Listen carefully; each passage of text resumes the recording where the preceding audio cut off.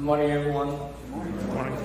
Welcome all to our Shotski service this morning. I'm sorry, I woke up with this itchy throat.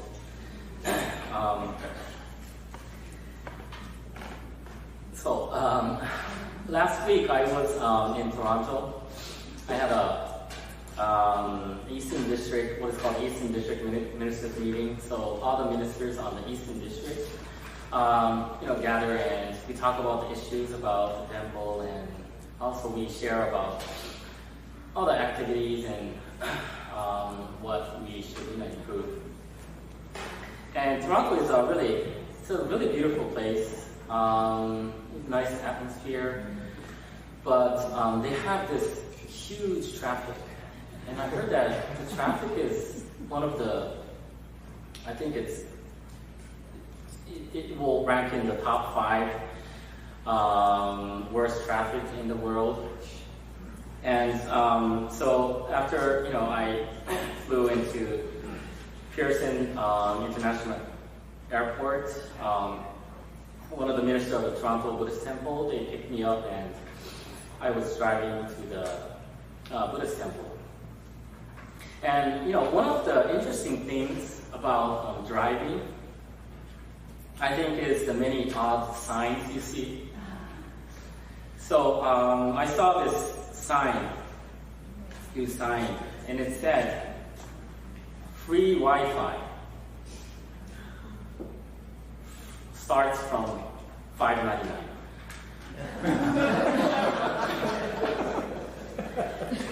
And then another one said, it was in front of the house, it said, beware of the dog. And on the bottom it said, don't trust the cat either. So there's so many odd signs. And the other one was in a Baptist church. In front of the Baptist church, it had a sign and said that, church parking only, and violator will be baptized. And I was thinking that I hope the Baptist church, across the street, doesn't put such a sign, because we need a parking lot for, Holy Festival. So, most of the signs are humorous. It has humor, but some of them actually have serious message. For instance, I saw a sign that said, keep off the grass. And then on the bottom, it said, this means you. So, this kind of, this sign reminded me of a passage from a text called Tanisho, where Shinran Shonin, the founder of our denomination, states, when I ponder on the compassionate vow of Amida Buddha, I realized that it was solely for me, Shinran alone. So by this Shinran does not mean that the wisdom or the compassionate vow of Amida Buddha is just for himself. That's not what he meant. What he meant was that the wisdom of Amida Buddha, which is in the Dharma, is for each and every one of us individually.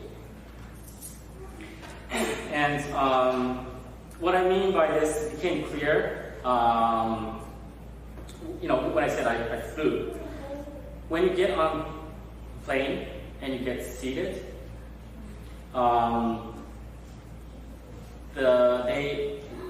the cabin attendant, they explain about the safety, where the emergency exit are, and how to adjust your seat belts. And they also, they always say that in case of loss of air, the air mask, oxygen air mask, will fall down from above. And then they explain that put your mask on you first, before helping others or before helping children. So it may seem selfish, but in fact it is, because you may pass out while you're trying to help others, while you help your child. So then neither you nor your child ends up getting air. So this is actually the same as the Dharma. So the Dharma is first and at most for you. It's for me, for individually. It's for us individually. And sometimes we may feel that the Dharma should be for those who have like trouble, who have problems, or who we think would benefit by it. But through that, that oxygen mask experience, I kind of thought that it is really important to, remind ourselves to look to our own trouble, our own problem, and see how we ourselves need the Dharma. It is easy to see problems in others, but that in and of itself is actually the problem. Far harder is to see problems in yourself. And I think seeing problems in others or like blaming others is easy because, for one thing, it does not question our self-esteem. However, the opposite is the case when we consider our own problems. But I think this is the only way to gain our self-esteem.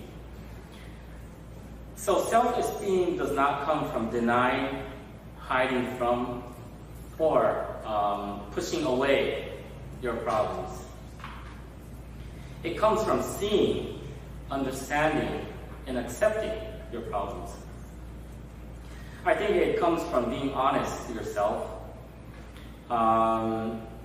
and being honest with yourself. Only then can you help others.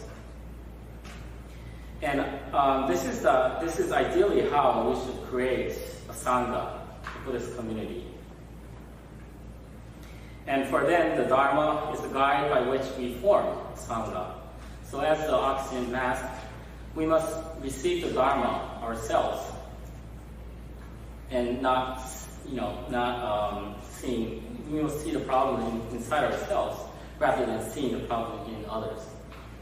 And I think this is what the Buddha is teaching, what the Buddha teaches us.